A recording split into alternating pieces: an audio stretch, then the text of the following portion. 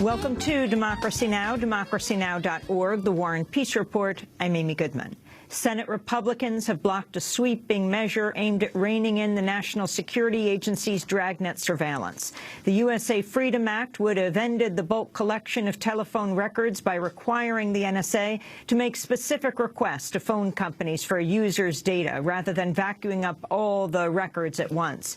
It would also create a panel to advocate for privacy rights before the Secret Foreign Intelligence Surveillance Court. The measure was a direct consequence of the 2013 leaks by whistleblower Edward Snowden exposing unchecked government surveillance and data collection. But on Tuesday, Republicans helped defeat the bill in a 58-42 vote, too shy of the 60 needed to advance. The Republican-controlled House passed a watered-down version earlier this year. The measure faces an uncertain fate next year when Republicans take full control of Congress ahead of a June deadline to reauthorize the phone records collection program.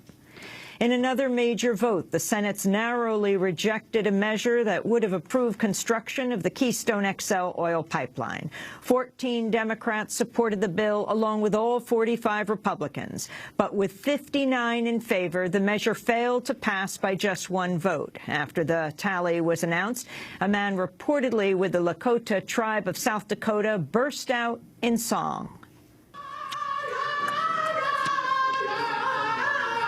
Sergeant-at-Arms will restore order. Order in the gallery. Republicans have vowed to resurrect the bill in January when they hold the Senate majority. Speaking ahead of the vote, House Speaker John Boehner said a potential veto from President Obama would be tantamount to calling the American people stupid. A Keystone pipeline veto would send the signal that this president has no interest in listening to the American people. Vetoing an overwhelmingly popular bill would be a clear indication that he doesn't care about the American people's priorities. It would be equivalent of calling the American people stupid. We'll have more on the Senate's Keystone XL vote later in the broadcast. The unrest that has gripped Jerusalem has escalated after a deadly attack on 5 Israeli civilians. The victims were killed when armed Palestinians stormed a synagogue during morning prayers. It was the deadliest attack on Israeli civilians in more than 3 years and the worst in Jerusalem since 2008. The dead included 3 U.S.-born rabbis, a British-born rabbi, and a Druze police officer. 7 worshippers were injured. The assailants were shot dead by police. The Popular Front for the Liberation of Palestine has claimed responsibility. The attack came after weeks of unrest fueled in part by a dispute over Jerusalem's holiest site, known to Muslims as the Noble Sanctuary and known to Jews as the Temple Mount, as well as the continued expansion of Israeli settlements in East Jerusalem. After the synagogue killings, Israeli settlers launched reprisal attacks in the occupied West Bank, targeting a school near Nablus and Palestinian motorists on a road near Hebron. At least 5 Palestinians were wounded after Israeli forces fired rubber-coated bullets. We'll have more on the Jerusalem attack after headlines. A new United Nations report warns the militant group Islamic State has enough of a weapons stockpile to continue its war for territory in Iraq and Syria for up to 2 years. Much of the ISIS arsenal was stolen from the U.S.-supplied Iraqi army, which has been overrun by ISIS fighters throughout the year. The report recommends sanctions to cut off the group's access to money and weapons, including the seizing of its oil tankers. Briefing the Security Council, UN High Commissioner for Human Rights Zeid Ra'ad al-Hussein said fighting ISIS on a political level might be more effective than U.S.-led airstrikes.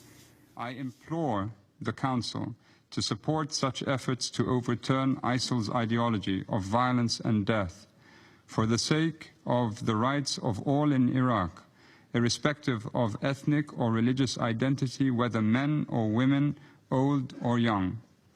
Ultimately, support given to the ideological front may be more effective than airstrikes in bringing an end to the long-standing suffering of the people of Iraq. Also addressing the Council, Emergency Relief Coordinator Valerie Amos said over 2 million Iraqis living under ISIS control are in need of urgent aid. There are currently 3.6 million Iraqis living in areas under the control of ISIL and affiliated armed groups.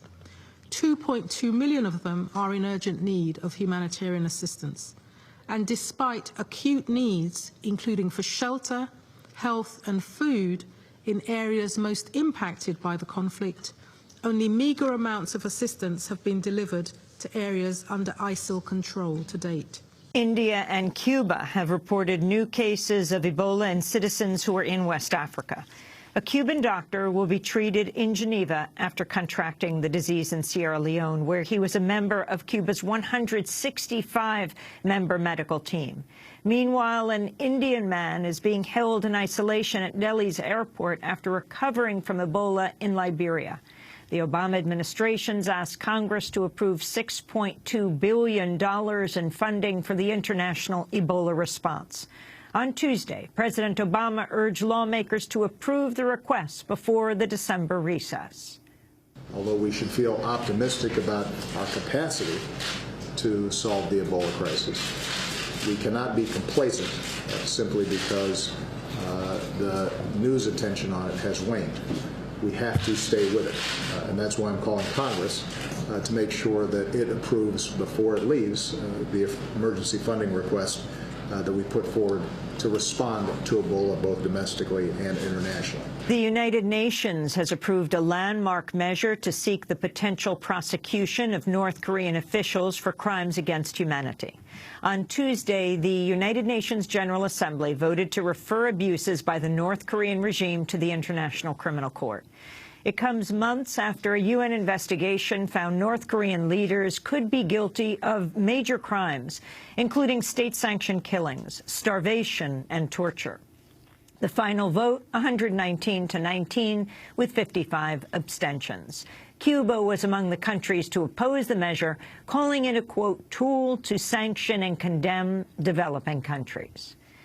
Missouri Governor Jay Nixon has appointed a commission to make recommendations for dealing with the social and racial justice issues raised by the killing of unarmed teenager Michael Brown.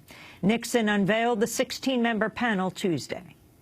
Let us heal the divisions exposed by the death of Michael Brown and use this defining moment as the moment we begin to walk a different path. While they are clearly a diverse group, they are united by the shared passion to promote understanding, to hasten healing, to ensure equal opportunities in education and employment, and to safeguard the civil rights of all of our citizens. The move comes just one day after Governor Nixon declared a state of emergency in Missouri ahead of the grand jury's pending decision on whether to indict the officer who killed Michael Brown.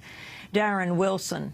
Local gun sellers are again reporting a spike in weapon sales as the decision nears. One store says it sold 2 to 3 times more weapons than normal in recent weeks, an average of 30 to 50 per day.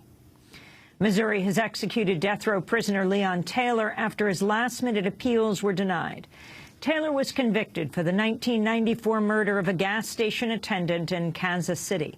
He'd sought clemency from Missouri Governor Jay Nixon and a stay from the Supreme Court, but both efforts were rejected Tuesday night.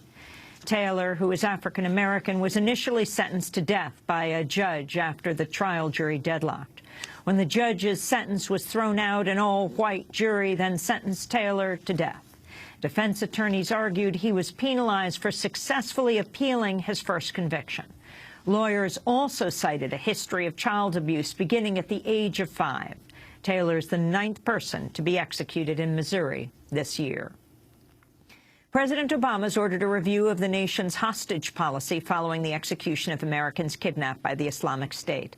Family members of the hostages have criticized U.S. government policy of refusing to engage with their captors, including the payment of ransom.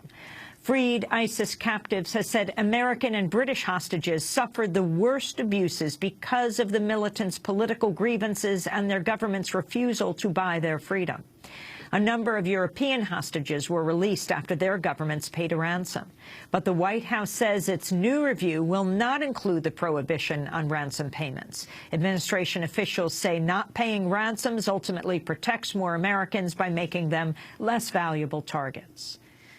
And more than a dozen LGBT couples have tied the knot in Kansas days after the state's marriage equality ban was overturned. The couples exchanged their vows in a mass ceremony. It means that we have some equality. It's a new start. It's a new start. It can only go up from here, and that's what it means. And that's what I'm very happy about for us and for the other couples that took that today. On Tuesday, the Kansas Supreme Court ruled marriage licenses can only be issued in Johnson County, setting up a new potential court challenge. And those are some of the headlines. This is Democracy Now!, democracynow.org, The War and Peace Report. I'm Amy Goodman. And I'm Juan Gonzalez. Welcome to all of our listeners and viewers around the country and around the world.